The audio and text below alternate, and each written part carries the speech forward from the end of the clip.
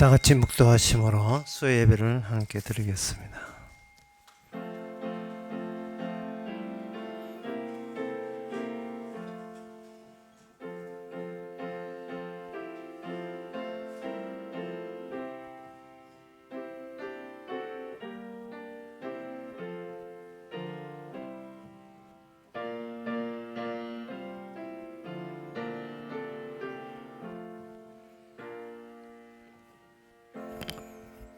여호와께서 통치하시니 만민이 뜰 것이요 여호와께서 그룹 사이에 좌정하시니 땅이 요동할 것이로다.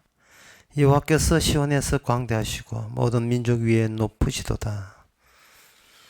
하나님, 실질적인 이 세상의 운영자와 통치자는 사람이 아니라 우리 하나님인 것을 이 시간 고백합니다. 주의 말씀에, 주의 통치에 부합되고 합당한 사람 되게 하옵소서. 예수님 이름으로 기도합나이다. 아멘. 찬송가 333장 합시다.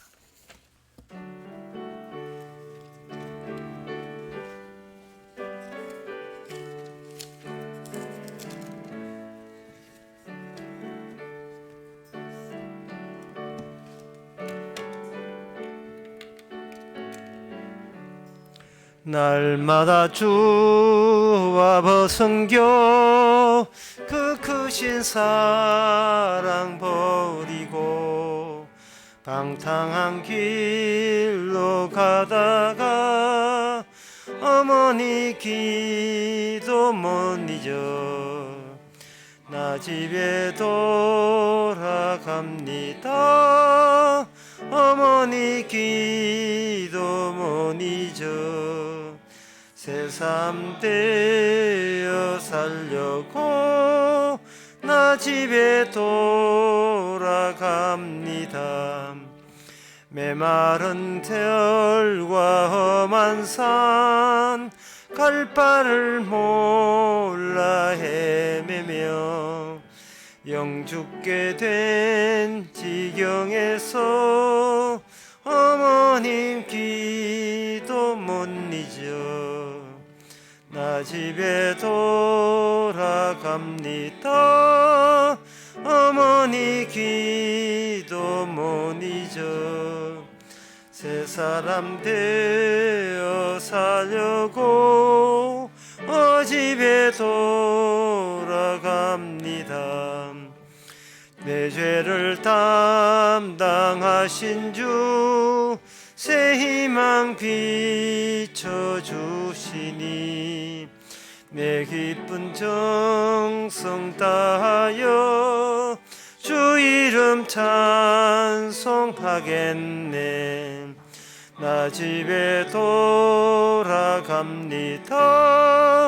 어머니 기도 못 잊어 새 사람 되어 살려고 나 집에 돌아갑니다.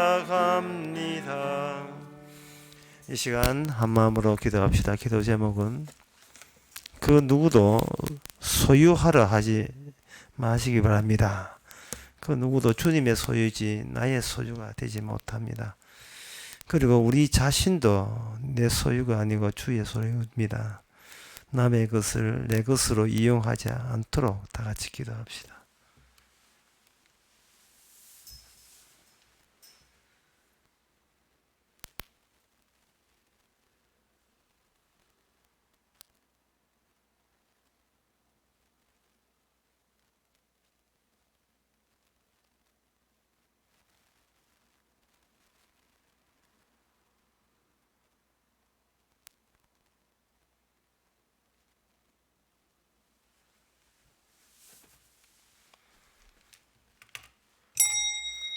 하나님 아버지, 세상 어떤 것도 주님이 필요해서 주님의 것으로 사용되고 있는데 우리 자신이 함부로 내 것인 양 이용할 수 있는 것처럼 그렇게 생각하지 않게 하여 주옵소서. 또한 우리 자신도 주님에 대해서 쓰여질지언정 주님을 나의 것으로 이용하지 않게 하여 주시옵소서. 예수님 이름으로 기도합나이다. 아멘.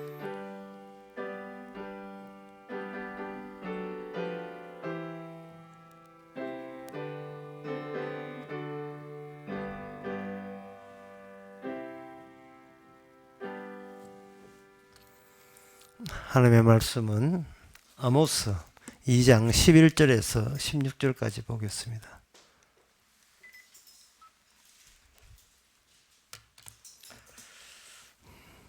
또 너희 아들 중에서 선지자를 너희 청년 중에서 나시르 사람을 일으켰나니 이스라엘 자손들아 과연 그렇지 아니하냐 이는 여호와의 말씀이니라.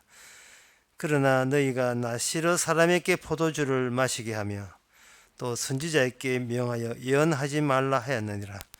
곡식단을 가득히 실은 수레가 흙을 누름같이 내가 너희 자리에 너희를 누르리니 빨리 다른 박질을 하는 자도 도망할 수 없으며 강한 자도 자기 힘을 낼 수 없으며 용사도 피할 수 없으며 활을 가진 자도 설 수 없으며 발이 빠른 자도 피할 수 없으며 말 타는 자도 피할 수 없고 용사 중에 굳센 자는 그날에 벌거벗고야 도망하리라. 이는 여호와의 말씀이니라. 아멘. 하나님이 하시는 일은 하나님이 주시는 그 약속이란 게 있어요. 아브라함과 이삭과 야곱에게 주신 그 하나님의 계획이라는 게 있는데 그 계획에 의할 것 같으면 인간이 구원받는 것은 자기의 노력으로 구원받는 것이 아니고 하나님이 친히 주신 그 언약을 친히 그 하나님의 언약을 다 이루어내심으로 그 결과로서 우리에게 구원이 주어지는 겁니다. 이것은 그 인간들이 자기 자신이 어떤 형편이 있는 것이라는 것을 본인이 감 잡지 못하기 때문에 하나님께서 일방적으로 건져내시는 겁니다. 사람들은 자기가 무척 훌륭할 줄 알고 그리고 몇 별 탈 없이 인생을 살게 되면 하나님께서 천국 가는 데 있어서 어떤 혜택이 배려가 있을 줄로 이렇게 생각합니다. 그러나 다시 이야기합니다만 하나님의 구원은 하나님의 주신 언약, 약속에 의해서 주어집니다. 그것도 아브라함과 이삭과 야곱에 주신 약속에 의해서 주어지는 겁니다. 그러면 오늘 본문에 의하면 하나님께서 약속을 이스라엘에게 주셨는가? 주셨습니다. 그 주셨는데 그 주신 그 흔적들이 바로 12절에 나온 나시르 사람, 나실이라고 하는데 나실 사람 또 있는데 12절에 선지자, 이 선지자와 나실 이런 사람들을 하나님께서 주셨습니다. 그리고 인간이 자기의 양심상 착하게 살아서 구원받을 것 같으면 이렇게 나실 사람이나 또는 선지자를 의도적으로 일부러 보낼 이유는 전혀 없지요. 선지자가 나실을 하나님께 보내셨다는 말은 하나님께서의 구원하는 그 방식과 세상 사람들이 그 태어나면서 갖고 있던 그런 자체적인 선입감이 달라도 너무 다르기 때문에 그렇습니다. 어떤 차이를 보여주는 거죠. 선지자에 대해서 하나님께서 이렇게 보내셔서 하나님의 계획을 밝혔다고 제가 말씀드렸는데 예레미야 23장 18절에 보면 누가 여호와의 회의에 참석하여 그 말을 알아들었으며 누가 기울여 그 말을 들었느냐 라고 되어 있어요. 하늘나라에 어떤 아침 조회 같은 어떤 그 회의가 있었던 거예요. 천상회의. 그러면 그 천상회의에서 논의된 그 일, 그 일을 이제는 하늘에서 이루어졌기 때문에 땅에 있는 사람은 그 모르겠지요. 그래서 하나님께서 땅에 있는 선지자를 보내서 천상회의에서 결정된 결과를 그 사람들, 그 선지자에게 이야기를 하고 전하라고 했습니다. 전했는데 전하니까 사람들은 그 선지자에 대해서 어떻게 대우했냐 하면 그 대우한 것이 예레미야 20장에 보면 나옵니다. 주께서 20장 7절에 보면 주께서 나를 권유해서 그 권유대로 내가 전하는데 8절에 대저 내가 말할 때마다 외치며 강포와 멸망을 부르짖으오니 여호와의 말씀을 인하여 내가 종일토록 치욕과 모욕거리가 됨이니이다. 9절에 내가 다시는 여호와를 선포하지 아니하며 그 이름으로 말하지 아니하라 하면 나의 중심이 불붙는 같아서 골수에 사무치니 답답하여 견딜 수 없다. 예레미야는 자기 몸은, 자기의 정신은 자기 마음대로 못해요. 하나님께서 그렇게 딱 잡아서 하기 때문에 자기가 뭐 도망치고 싶어도 도망칠 수가 없는 그런 입장이었습니다. 그래서 이 예레미야가 전하니까 사람들은 예레미야에 대해서 그 분노하고 화를 내는 거예요. 분노하고 선지자가 하나님의 천상 위에 있던 내용을 그대로 전했는데 사람들은 그걸 안 받아주면서 분노를 유발하고 있다는 그 자체는 이 땅에서 인간들이 그 스스로 종교적인 지혜를 끄집어내어서 천국 가겠다, 구원받겠다 하는 그 방식과 실제로 하나님이 주시는 방식이 달라도 너무 다르다는 이야기를 가가 되는 겁니다. 그게 오늘 본문으로 다시 돌아오게 되면 내가 하나님께서 한 말씀이 내가 선지자 보내줬잖아. 나시린 보내줬잖아. 그런데 그들은 어떻게 이야기하냐면 12절에 보면 그러나 너희가 나시를 사람으로 포도주를 마시게 하며 또 선지자에게 명하여 예언하지 말라. 뭐 거의 다물라 막 이런 식으로 선지자에게 천상에 있었던 그 소식을 모은잘하게 하는 거예요. 그러니까 예레미야도 답답해가지고 나는 이 짓 안 합니다 뭐 이렇게 하고 싶어도 하나님께서 진짜 불이 타는 것처럼 떨기나무처럼 막 불이 확확 타는 것처럼 도저히 외치지 않고서는 못 견디는 거예요. 외쳐야 되는 겁니다. 자, 그렇게 외쳤을 때 사람들은 알아먹겠느냐? 그들이 동의하느냐? 정말 말씀입니다. 동의 안 하죠. 더욱더 선지자에게 압박을 가하고 핍박을 가하는 겁니다. 예, 그럴 때 13절 오늘 본문에 보면 곡식단을 가득히 실은 수레가 흙을 누름같이 그 빈 수레가 아닙니다. 가득한 그 수레가 막 이 세상을 하여 눌러버리는 거예요. 누르는데 그 누르는 그 중량이 어느 정도냐 하면은 빨리 다른 박질을 하는 자도 도망할 수 없으며 강한 자도 자기 힘을 낼 수 없으며 용사도 피할 수 없으며 활을 가진 자도 설 수 없으며 이게 뭐냐 하면은 인간 이 세상에는 그 어떤 방식으로도 하나님의 심판에서 구원될 자가 없다는 겁니다. 어떤 방식으로서. 시편 33편 16절 17절에 보면 그 내용이 나와 있어요. 많은 군대도 구원 얻을 왕이 없으며 용사가 힘을 커도 스스로 구하지 못하다. 구원함의 말은 헛것이다. 큰 힘으로도 구하지 못한다. 다시 말해서 이 세상에 자기 자력으로 자기 힘으로 하나님의 심판을 벗어날 위인은 이 세상에 아무도 없습니다. 이 구원은 없다. 예, 그 뜻을 아주 간단하게 이야기하면 구원은 없습니다. 왜냐하면 하나님께서 억누르고 있기 때문에 그렇습니다. 그러면 하나님께서 억누르지 말지 왜 자꾸 그 짐을 가득 싣는 수레를 가지고 흙을 밟는 것처럼 꽉 누르고 있느냐? 왜 그렇게 인간들을 괴롭히느냐? 그것도 자기 백성 이스라엘인데 이스라엘을 왜 구원 못 받도록 하느냐? 그것은 하나님께서 그동안 그 억누르는 무게가 어떤 무게냐 하면 인간이 지은 죄를 계속해서 하나님께서 치워줬어요. 계속해서 용서를 해줬고 봐주고 있었고 이렇게 혜택을 입었고 죄를 졌지만 하나님의 말씀이 어긋났지만 하나님께서 그들에게 계속 살려줘 온 거예요. 뭘 자꾸 쓰레기를 치워온 거예요. 그 치워준 그 은혜의 무게가 지금 심판이 되어서 그들을 억눌러 버리는 겁니다. 하나님이 그동안 봐준 그 중량만큼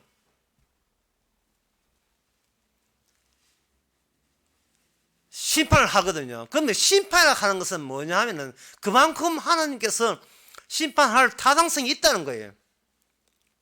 하나님께서 그동안 은혜를 줬잖아. 네가 봐줬다면 그 다시면 네가 죄져도 하나님께서 계속해서 용서와 용서를 해 주신 거예요.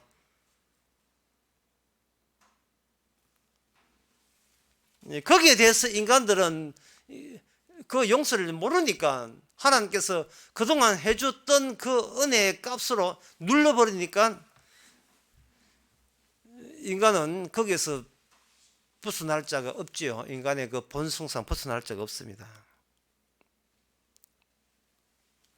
그래서 이거 이스라엘에게 이러한 구원받지 못한다.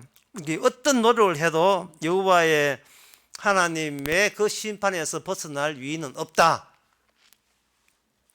이렇게 선언할 때에 이스라엘 사람들이 선지자의 그런 이야기할 때 그들은 참 암담하겠죠.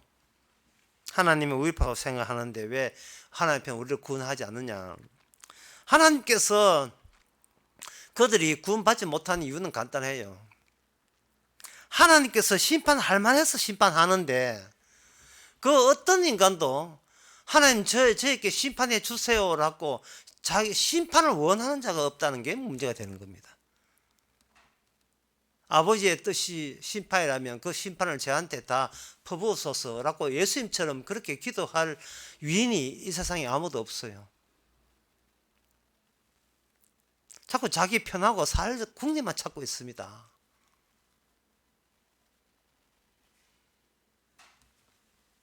교회도 뭐 대표적이라 할 수 있죠. 하나님께서는 그동안 준 은혜에 대해서 전혀 그들이 또 무슨 은혜 준 이유도 모르면서 자기가 잘나서 살아온 걸로 여기고 있습니다. 하나님께서 심판을 할 때 교회는 뭐라고 생각하냐 하면 하나님 뭐 예배당 지어서니까 여기서 같이 놓읍시다. 하나님하고 같이 놓을 생각하고 있어요. 주님은 심판하고 있는데 교회에서 내미는 어떤 프로그램도 하나님의 한테는 통하지 않습니다. 인간의 어떤 그 윤리적 도덕적 그 처신도 하나님의 심판에서 빠져나가게 하지 못해요.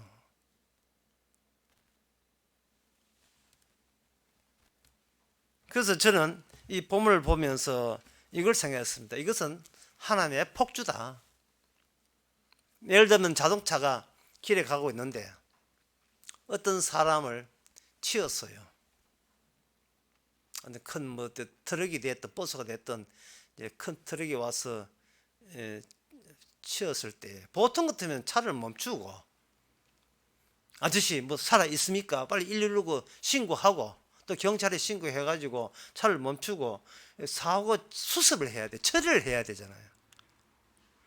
근데 운전사가 트럭을 보니까 뭐가 사람이 부딪힌 소리를 보니까 그 큰 밖에 틈 사이에 차에 찍힌 죽은 사이에 시체가 끼었어요. 근데 그 트럭이 해가지고 빨리 빼내가지고 뭐 그게 죽은지 사는지 확인해야 할 텐데 사람 끼인 채 차고지까지 끝까지 가버립니다. 이건 폭주죠. 그게 하나님의 뜻이에요. 막무가내로 그냥 밀어붙입니다. 깔아 밀어붙여요. 네가 내 큰 이 심판의 바퀴에서 빠져나올 수 있는가 보라. 이러지 그. 트럭 바퀴가 10개가 10몇 개가 얼마나 큽니까? 그 바퀴에 인간이 끼어 있어요.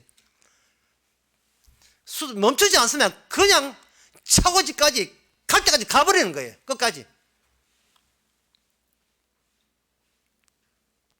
이게 하나님의 폭주요. 하나님의 심판의 경향성입니다. 그래서 여러분들이 이 이야기를 아모스가 이야기하는 아모스는 선지자거든요. 선지자의 특징은 뭐냐 하면은 결과를 미리 보여줘요. 왜냐하면 선지자는 시대를 앞선 사람이기 때문에 결과를 미리 보여주고 이런 결과가 이런 하나님의 심판의 폭주가 있게 된 그 결과를 먼저 이야기하고, 이런 결과가 주어진 그 원인을 이제부터 찾기 시작하는 거예요. 결과를 주고 원인을 찾기 시작하는 거예요.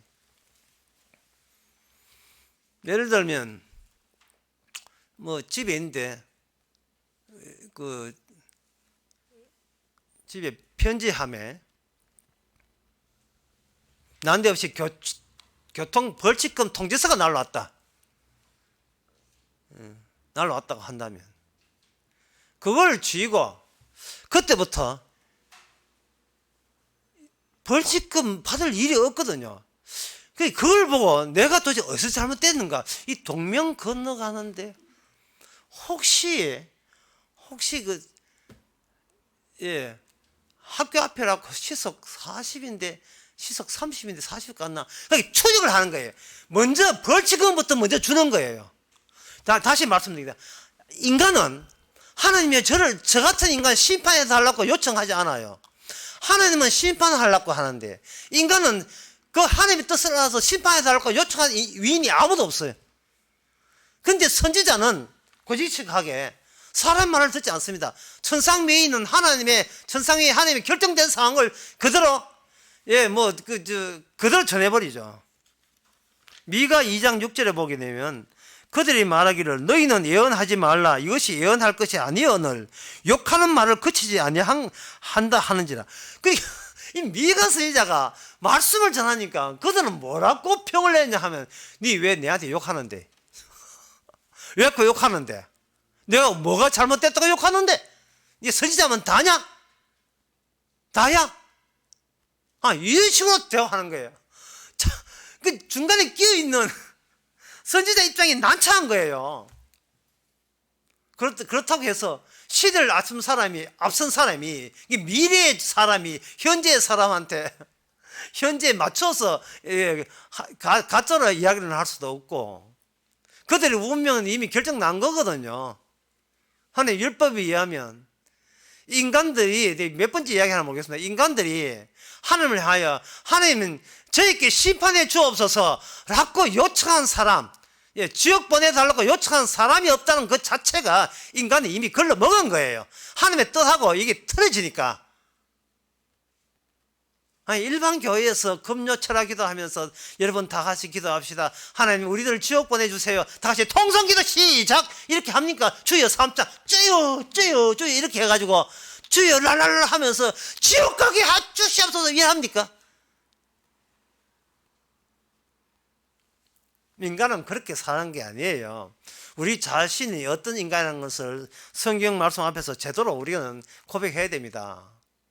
옛날 한 20, 30년 전에 그냥 흔한 그 TV 드라마에 보면 이런 드라마예요. 그 젊은 남녀가 아주 절규합니다. 뭐라고? 그럼 절규한 멘트가 뭐냐 이거예요. 제발 우리 사랑하게 해 주시옵소서.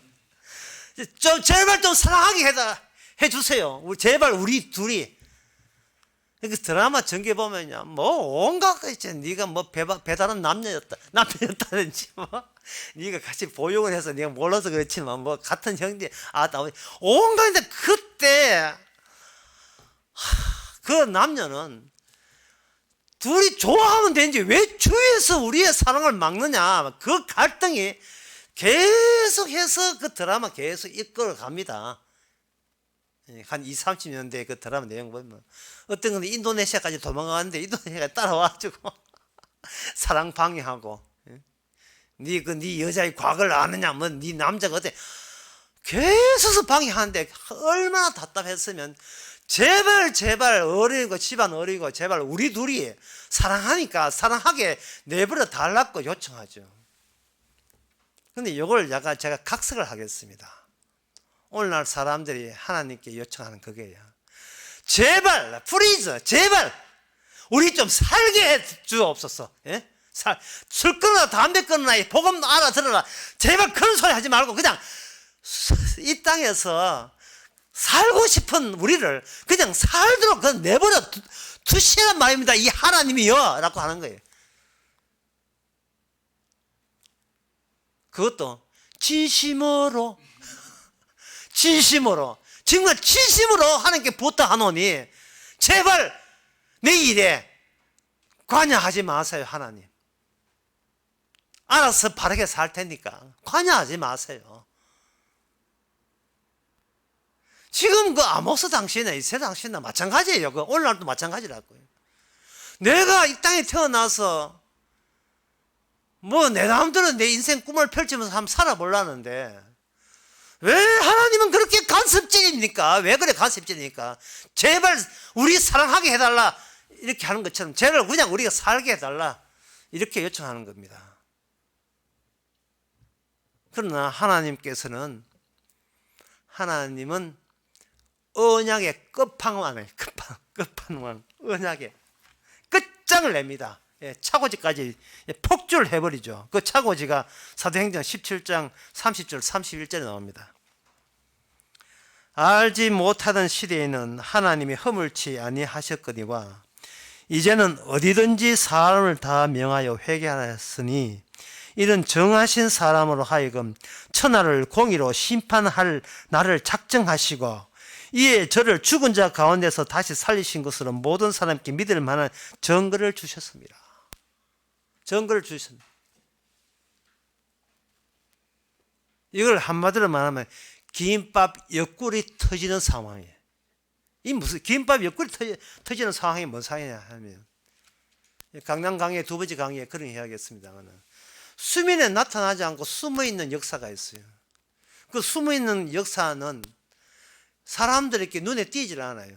왜냐하면 사람들은 눈에 보이는 걸 관찰해가지고 어떤 이 하나님이 오실 때 메시아 오실 걸 대비해서 유대인 민족은 어떤 나라 자체를 조직적으로 하나님의 메시아를 영접할 만한 국가로 형성하는데 그들은 모든 역량을 다 쏟아 부었어요. 율법은 율법대로 살리고 그걸 순종하고 실천해 함으로써 이제는 메시아가 온다 하면 충분히 메시아께서 우리를 받아줄 만반의 준비를 다 한 겁니다. 그게 역사예요. 조직적인 역사. 그런데 누가복음의 3장에 나오는 그 숨어있는 족보는 예수님의 또 하나의 마태복음과 다른 족보는 이렇게 마치 그 수영선수 박태환이가 물속에 처음에 잠영해서 수면에 안 나타나고 헤엄쳐서 20m 쭉 가는 것처럼 긴 터널의 끝자리에 역사의 옆구리를 치고 딱 등장하게 되면 그게 뭐냐면 마리아를 통해서 메시아가 이미 와버렸어요. 숨어있는 형식으로 딱 나와보니까 이쪽은 지금 메시아긴 한다고 난리예요. 그래서 저 강남 강의 두 번째 강의에 제가 예를 들었죠. 부산의 해운대역 앞에 지하철이 있는데 잘못 빠져나오면 해운대 역 쪽으로 빠져나온다 하네. 출구가 반대편으로 출구가 나와버린 거예요. 반대편으로. 자기는 열심히 하나님 메시를 위해서 열심히 교회에서 철하고 기도하고 교회에 충성을 다했는데 나와보니까 저쪽 구멍으로 나와야 될 것을 이쪽 구멍으로 나오는데 저쪽 구멍과 이쪽 성이 서로 충돌 대척 관계였어요. 자기는 하나님을 충성을 다했는데 그 충성을 다한 것이 너는 나사렛 예수를 핍박했느니라 그런 소리를 들은 구멍으로 빠져나온 거예요. 그들은 하자없이 실수 없이 하나님을 섬기는데 만전에 만전을 다했다 했는데 그 만전에 만전을 다하고 철두철미하게 메시아 올 준비를 다 했는데 준비한 결과가 엉뚱한 곳에 떡 있는 거예요. 하나님의 원수의 자리로 그들이 직결되어 있는 겁니다. 뭐가 잘못되었습니까? 이제 그 잘못된 것을 제가 말씀드릴게요. 뭐가 잘못됐느냐? 제가 아까 말씀드리면 하나님이 우리 같은 것은 심판해 주옵소서라고 요구한 적이 없다는 것도 하나의 이유가 되지만 근원적으로 말해서 나실인가 그리고 선지자는 하나님의 원형과 닿아져 있어요. 이 우주의 원형, 창조의 원형, 하나님의 계획의 원형과 닿아져 있습니다. 이게 연결되어 있어요. 그런데 인간들은 자기가 이미 잉태에서 출생했잖아. 이 땅에 태어났잖아. 태어났으니까 몸이 있잖아요. 잉태했는 몸이기 때문에 좀 더러운 말 해서 조사. 갈수록 점점 설교가 더러운 용어들이 참 많은데. 인간들은 자기가 이미 존재하고 있다 하니까 뭐라고 하냐. 내 똥은 내가 치운다는 겁니다. 내 똥은 내가 치운다. 뭘 이게 더러운 거 반복할 필요는 없지만. 교회 와서 목사한테 설교 듣고 성경 보면서 배운 게 그거예요. 내가 있으니까, 있는 나를 천국 보내기 때문에 내가 할 것은 뭐냐. 하나님의 말씀을 바쳐서 내가 나의 정당성을 조절하겠다는 겁니다. 죄 지면 벌 받는다. 죄 지면 벌 받기 때문에 죄를 졌으면 알아서 내가 벌을 달게 받겠습니다. 이래 나온다는 거예요. 이거는 뭐냐 하면은 결과부터 주어지는 게 아니고 원인을 분석해서 그 결과를 따져서 그 결과가 해소되도록 내 원인을 또다시 수정해 나가면 되지 않겠습니까? 그래서 조금이라도 나의 정당함, 나는 그렇게 더럽게 살지 않았다는 약간의 정당성을 내가 쥐고 있으면 이게 내 천당 가는데 보탬이 되지 않겠습니까? 라는 그런 아이디어가 있기 때문에 내 인생은 내가 알아서 하겠습니다. 그런 마음 때문에 하나님이여 나 같은 것은 지옥 보내소서 심판하소서 그런 고백이 나올 수가 없지요. 내가 나 살리기 위해서 얼마나 노력했습니까? 그때 교회 가서 갖다 본 헌금만 액수만 얼만데 엄청나게 했거든요. 교회 구석구석은 죽을 때까지 다 만들어가서 할 정도로 충성 봉사였으니까. 하나님 저 정당합니다. 그렇게 인간은 뭐냐면 잉태된 그 자체가 옳게 잉태됐다고 보는 거예요. 그걸 자기 형상에 대해서 긍정한다고 제가 강남 강의 첫 시간에 그렇게 이야기했는데, 그러나 성경의 언약은 뭐냐? 그런 인간들이 지옥 갈 수밖에 없고 구원되지 않는 인간을 아시기 때문에 하나님께서 이사야 54장에 이사야 예언서에서 이렇게 이야기합니다. 잉태치 못한 자, 생산치 못한 자가 노래할지어다. 그러니까 잉태치 못한 자를만 구원되기 위해서 주께서는 인간을 싹 갈아 엎어버리는 거예요. 다 갈아치우는 거예요. 여기에 하나님의 폭주가 필요한 겁니다. 전면적인 심판이 필요한 거예요.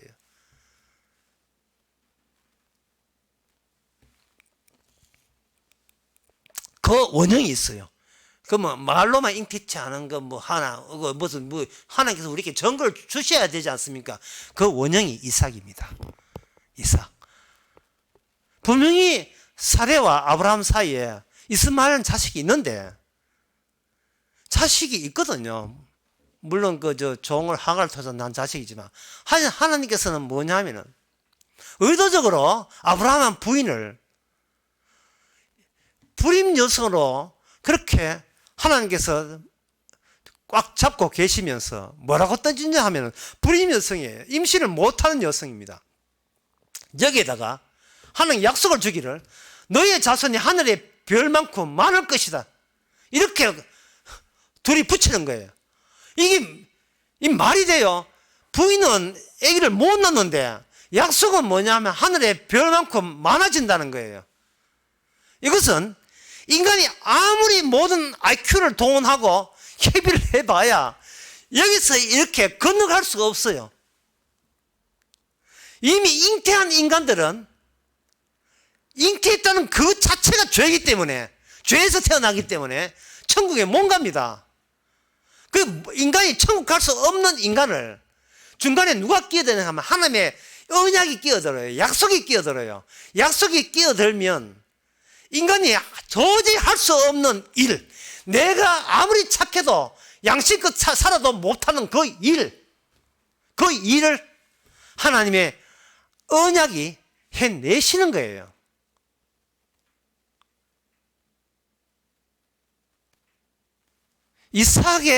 이삭으로 인하여 없던 자식이 새로 등장했고, 그 이삭이 갖고 있는 그 원리와 잉태치 않았는 상태에서 나타난 그 자식이 보여줄 일과 이미 보통 우리가 만나는 우리 저를 포함해서 모든 사람들이 하는, 내가 여기 그 앞에 있는 내 모습을 나는 오늘 또 어떻게 살지, 밥이나 먹어야 되지 않습니까? 돈 벌어야 되지 않습니까? 열심히 살아야 됩니다 라고 내가 나를 관리하고 추스리고 인생을 살아가는 그 방식이 달라도 너무 달라요.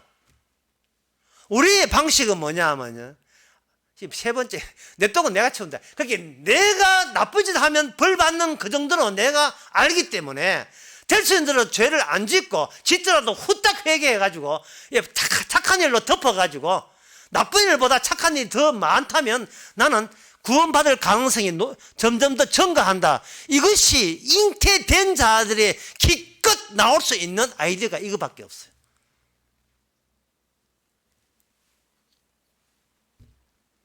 자기가 그러니까 그 인간은, 잉태한 인간은 어떤 경우라도 뭐가 닿지를 않느냐 하면은 우리의 원형과 닿지를 않아요. 결국 자기가 자기한테만 닿을 뿐이지 우리의 원형과 닿지를 않는다고요. 그래서 복음 듣고 성공부 참석해도 몇 번만 이렇게 죽어 그 이야기를 딱 해보면요, 이 사람은 정말 구원 복음 안다, 십자가 안다, 피 안다, 구원 그 복음 안다 해도 자기 자신의 잉태한 원칙을 못 벗어나는 사람이라는 대만 알아요. 우리가 인간이 얼마나 극단적인 이기주의인지, 여러분들이 다른 사람하고 30초 동안 이야기 이어진다면 그건 아주 신기한 일로 여기셔야 됩니다. 30초. 아이고 안녕하십니까, 어디서 많이 본 것 같은데 치크치크 지금 7초 지났어요. 어디 가시는 거? 장에 가시니까 치크치크 16초. 그럼 갑시다. 갑시다. 끝났어요. 삽시 안 됩니다. 다시 말하면 니는 네가 갈 길 가고 나는 내가 갈 길을 가자. 사람이 대화가 30초 이어진다는 건 마음을 터놓아야 되는데, 인간은 어떤 경우도 자기 마음을 온전히 남한테 터놓지를 않아요. 왜냐하면 잉태된 인간의 가장 근본적으로 되돌아와야 될 그 근원의 자리는, 그 원형은 나기 때문에, 이미 태어난 나를 내가 못 벗어나요. 그러니까 하나님이 좋은 분이라면, 하나님의 사랑이 많다면 내 손 들어줘라 이 말이에요. 그러면 믿어줄게 이거거든요. 메시아 오면 내 죄 지은 거 용서하라 이런 식이에요. 나는 용서받을 수 없습니다. 나는 구원될 수 없습니다. 구원하겠다는 것도 죄고, 죄 씻어 보겠다는 건 죄고, 성령 받겠다는 것도 죄입니다 라는 소리가 인간의 입에서는 나올 수 없어요. 잉태된 자에게는.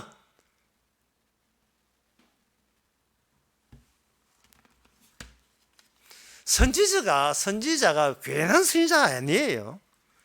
나시린이 괜한 나시린이 여기 오늘 보면 나시린은 포도주를 먹인다는 말은 민수기 6절 보면 나시린은 조건이 있어요. 그 조건은 포도주를 먹지 말아야 돼요. 포도주를 먹지 말아야 될 이유가, 이 나시린의 해야 될 그 기능이 장차 올 메시아 예수님께서 포도와 관련된 일을 하는 것을 나시린이 미래의 사람으로서 미리 앞당겨서 보여주거든요. 나시린하고 선지자도 같아 봅니다. 선지자도 마찬가지예요. 선지자가 에레미야 15장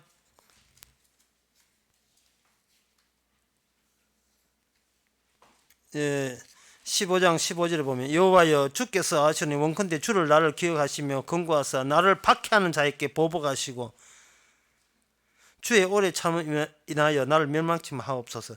나를 박해하는, 선지자를 박해하는 것은 곧 장차 오실 예수님을 박해하는 것이고, 예수님을 박해하는 것은 예수님 홀로 할 수 있는 언약 다 이루심, 언약 끝장내심을 사람들이 박해해서 예수님을 돌아가게 하신 거예요. 예레미야 17장 18절에 보게 되면 이런 말씀이, 주여 내게 두려움이 되지 마옵소서. 재앙의 날에 나를 피난처 이시니다. 나를 박해하는 자를 수욕을 당케 하시고 나를 수욕을 당케 마옵소서. 그러니까 에레미야가 천상 위에 있었던 내용을 전하면 전할수록 에레미야에게 주어지는 것은 뭐냐? 심한 박해예요. 그것도 한두 명이 아니고 에레미야 빼놓고 다 합니다. 이 모든 인간인들이 한결같이 뭐냐 하면은 잉태된 이스마엘 같은 속성을 지니고 있는 겁니다.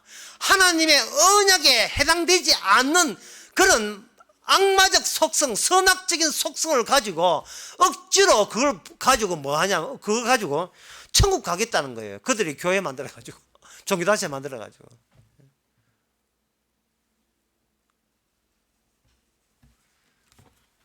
이 주님께서 이 심판의 폭주를 가지고 하시는 일을 쉬운 예를 들면 이렇습니다. 그냥 사람을 잡아먹는 좀비가 있다고 칩시다. 좀비가 사흘 동안 굶어가 배고파가지고 골목길 어슬거리는데 마침 저 창 넘어 보니까 어떤 애가 책상에 공부하고 있더라고요. 그 좀비가 그 애를 잡아먹기 위해서 이렇게 몰래 뒤에 다가서니까 애가 쓱 들어보면서 아저씨 잘 됐다. 내 숙제하는데 좀 도와줄래요? 이런 거예요. 좀비는 심각한데 애는 내일 선생님 앞에 바칠 숙제하는 게 심각해요. 잉태치 못한 자, 언약을 이루신 주님은 이 땅을 갈아엎는 게 심각한데, 갈아엎고 심판해서 생각 만나는 그게 주님 앞에서 심각한 일인데, 인간들은 예수라는 아저씨 제 소원 들어주세요. 제 잘 살고 싶어요. 이번에 수술했는데 쌍꺼풀 날아나는 거 좀 봐주세요. 죽게 의사의 손길을 인도하사 기적적으로 깨끗하게 본인은 심각한 게 따로 있어요. 이걸 복음을 안다 십자가 안다 해도 이 이야기 주고받고 이야기해보면요, 본인에게 무엇이 심각한지 지금 심각한지를 감을 못 잡고 있어. 감을 못 잡고 있다니까요. 사실 요새 감 따는 시기이긴 하지만 감을 못 잡고 있어. 이미 태어난 거 주여 이거 작살해 주시옵소서 이렇게 기도한 사람 없다니까요. 갈아엎는 거예요. 싹쓸이 하는 거예요. 모든 인간은, 아담의 계통의 모든 인간은 없어져야 되는 거예요. 그렇게 속 시원하지 않습니까? 폭주하는 그 대형 차량의 바퀴에 우리가 끼었을 때에 운전자는 살려주세요 하지 마시고 차고지까지 갑시다. 왜 나를 이렇게 차에 키가 바퀴에 끼 있는지. 차고지 가보니까 내 대신 한 분이 돌아가셨어. 하나님께서 마지막 증거로 죽었다가 살려내시는 증거를 바로 긴 터널의 끝자락에서 갑자기 차량들이 터널 끝에 나오는 것처럼 역사의 모든 원형과 연결되어 있는 하나님의 언약에 다 완성된 그 증거물은 십자가입니다. 예수님의 십자가 죽었다가 부활함으로써 주님의 심각함은, 주님에게 귀하고 소중한 것은 십자가뿐이었습니다. 그 십자가에서 나오는 그 능력이 우리로 하여금 이 시대의 선지자 아모스로 만드는 거예요. 그게 천상회의에 있었던, 아침 조회했던 그 의논한 바로 그 내용이었습니다. 40년 50년 동안 우리가 교회 다니면 무슨 소용이 있습니까? 자기가 생각해가지고 죄 짓다 싶으면 지가 그 죄에 대해서 다 회개하고 그 착한 일 더 해가지고 내 더러운 것은 내가 알아서 치웠다고. 네, 그런 식으로 우리는 신앙생활을 했다고 그렇게 생각하잖아요.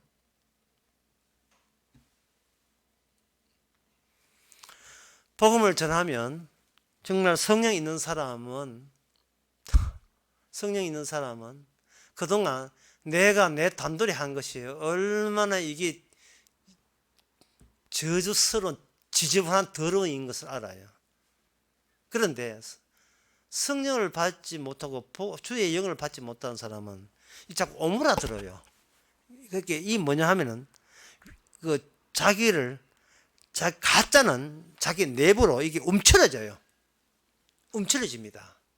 그 내부로 움츠러지면 이게 카멜레온처럼 이렇게 동그랗게 채버리면 안에 있는 진짜 속마음은 안으로 꿈쳐가지고 보이지 않고 겉으로는 내가 그거 안다, 복음 안다, 십자가 안다, 피 안다, 언약 안다, 나도 많이 들었다, 이런 식으로 겉에 있는 것으로 딴 것과 속에 있는 자신은 것은 감추죠. 이게 위장이죠. 피하고 싶은 거예요.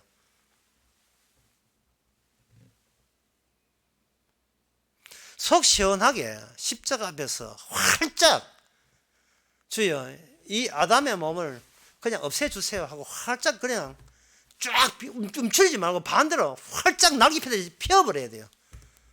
펴버리면 내 방식으로 내 죄를 처리하는 게 아니고 이미 다 이루었다는 그 증거, 예수 십자가의 그 피죠. 속죄의 피, 속죄하기로 준비된 피, 어린 양의 피가 곳곳에 우리에게 소낙비처럼 쏟아지는 거예요. 활짝 펴보면 죄가 있는 곳에 하나님의 의가 있으니까 내가 내 죄를 처리하려고 하지 마세요. 양심껏 처리하지 마세요. 제발 날 내 식대로 살도록 내버려서 하지 말고 주 식대로 주께서 언약이 드러나는 식대로 뭐가 됐든지 그냥 서여지게 하옵소서. 활짝 주님 십자가 앞에서 활짝 펴야 되고 세상에 나와서도 뭐 두려움 없이 팔을 벌리고 활짝 벌려야 돼요. 내가 나의 허점을 가리려고 감추려고 그럴 시도가 필요치 않습니다. 왜? 우리는 이 땅에 아담의 잉태에서 태어났기 때문에 육에서 태어났거든요. 그럼 우리는 미련 포기해야 돼요. 우리 인생에 미련 두지 마세요. 우리는 제2의 인생이 준비되어 있습니다. 이쪽 인생은 빨리 끝내고 두 번째 삶 살자고 사도 바울이 자기 소원이 그거였잖아요. 나는 빨리 죽고 싶다고요. 그럼 그 자신감이 어디서 나옵니까? 하나님께서 다 이루심 앞에서 그 태양보다 더 밝은 빛 앞에서 더 이상 자기 죄를 감추기 급급하고 그 죄보다 더 나쁜 죄가 그 죄를 내 착함으로 어떻게 씻어보려는 그 더러운 짓거리 그것마저도 할 필요가 없다는 사실을 할 필요가 없어요.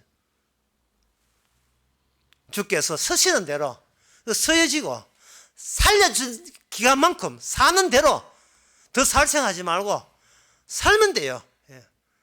뭐 송해처럼 90 넘어서 뭐 이제 전국 놀자는 그거 할 거 그까지 욕심 내지 말고 그냥 살 만큼 살려주면 되는 겁니다. 이 죄는 주님의 십자가를 드러내는 십자가의 피가 얼마나 귀한지를 드러내기 위한 주께서 노출시킨 죄인 줄 알고 감사한다면 그 사람이 바로 하나님의 이미 성도, 백성, 언약의 백성, 이 시대의 선지자입니다. 기도하겠습니다. 하나님 아버지, 반대 출구로 나와 보니 우리가 십자가의 원수로 살아왔던 것이 들통났습니다. 다시 들어가서 십자가 있는 곳의 출구로 그 구멍으로 빠져나와서 우리가 얼마나 주의 앞에 원수며 죄인인 것을 도리어 감사하면서 주의 은혜에 고마워하는 저희들 되게 하옵소서. 예수님의 이름으로 기도합나이다. 아멘. 찬송가 340장 합시다.